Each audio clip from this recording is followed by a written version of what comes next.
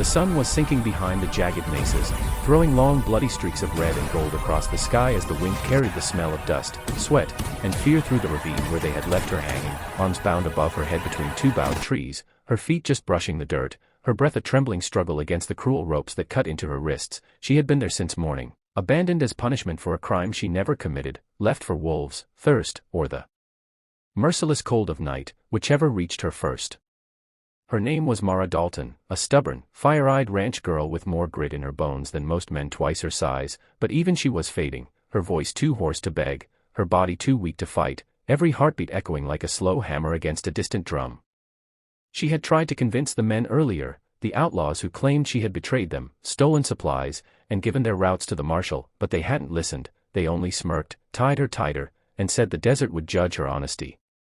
For hours she listened to the creak of the strained branches holding her suspended, wondering how much longer until they snapped or she did.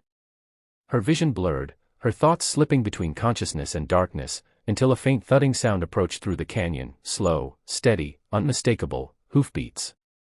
One rider. One horse. And somehow, she felt hope flicker like the first spark of a dying campfire.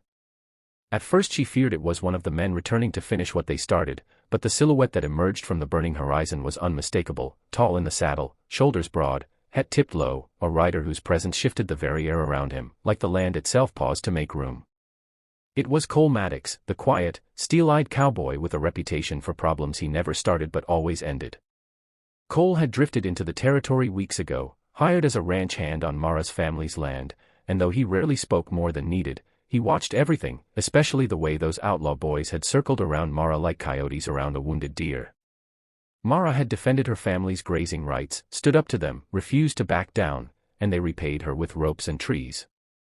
Cole dismounted before his horse even stopped, his boots hitting the ground like thunder rolling across dry earth. He strode straight toward her, jaw clenched, eyes like burning coals as he took in the sight of the bruises on her wrists and the desperate rise and fall of her chest.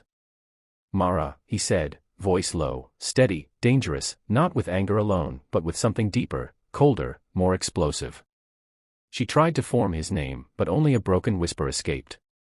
He didn't waste another second. With his knife he slashed the ropes, catching her as she collapsed, lifting her into his arms as gently as if she were made of spun glass.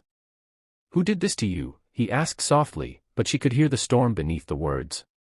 Before she could answer, a mocking voice echoed from the ridge above. "Well, well," it drawled, "look who came riding to rescue his little ranch sweetheart." The leader of the outlaw crew, Derek Holt, a man with a sneer carved permanently into his face, stepped into view with 4 of his men behind him, rifles resting casually in their arms. "We were gonna come back for her," Derek lied. "Course, maybe not this soon." Cole turned slowly, Mara still in his hold, his body shifting so that he stood between her and the rifles. "Touch her again," he growled, each word slicing through the air like a blade, "and die." The men laughed, at first. But something in Cole's stance made that laughter shrink into uneasy smirks. He set Mara gently against a tree, his hand lingering protectively on her shoulder before he straightened, his silhouette sharp and deadly against the darkening sky.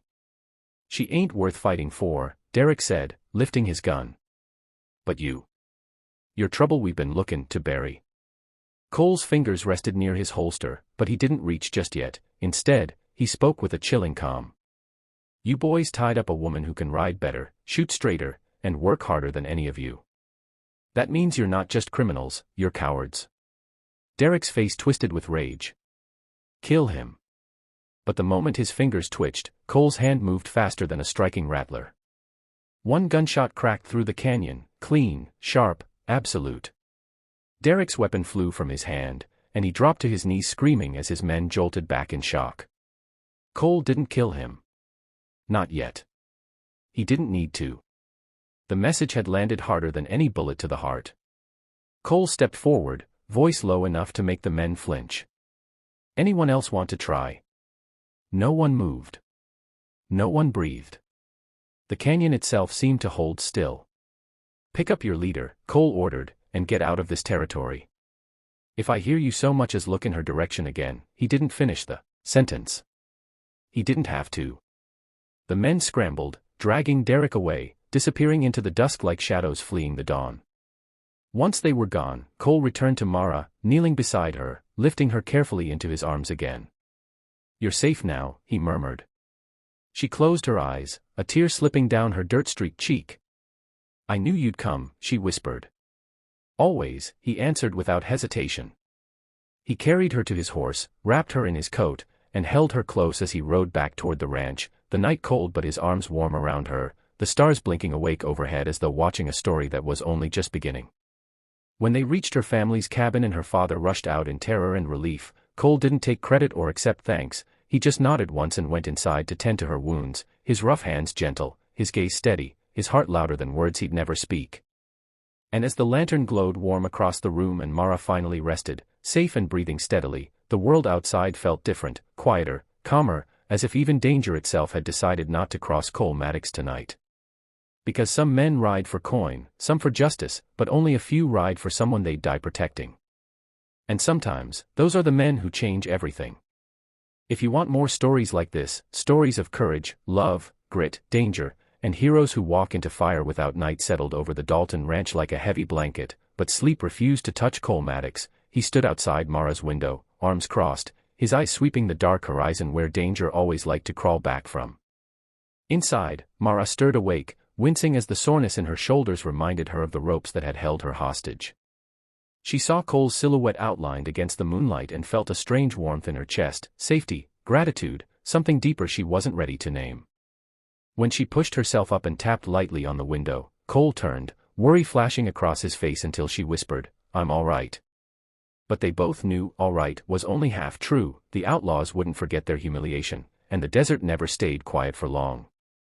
Cole stepped inside the cabin, moving silently as a wolf, sitting beside her with a gentleness that didn't match the steel he had shown earlier. Mara tried to smile. "You didn't have to stay." He shook his head. "Yeah, I did." For a moment she looked at him, really looked, and realized he carried a weight she hadn't seen before, guilt. "Cole," she said softly, "what happened wasn't your fault." He looked down, jaw tight. "Should have seen it coming.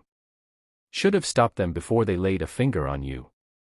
She reached out, placing her hand on his, their fingers brushing with a spark that made them both pause. "You saved me," she whispered. "That's what matters." But outside, a sudden crack of twigs shattered the calm. Cole was on his feet instantly, hand on his revolver, eyes burning like a predator who knew the hunt wasn't over.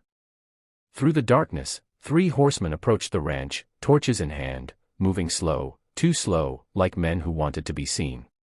Mara's father burst through the door with a rifle, but Cole raised a hand. "Stay inside. Both of you." He stepped into the yard, the cold wind whipping his coat behind him. The riders halted at the fence, the leadman lifting his torch high. It wasn't Derek's gang, it was the marshal's scouts.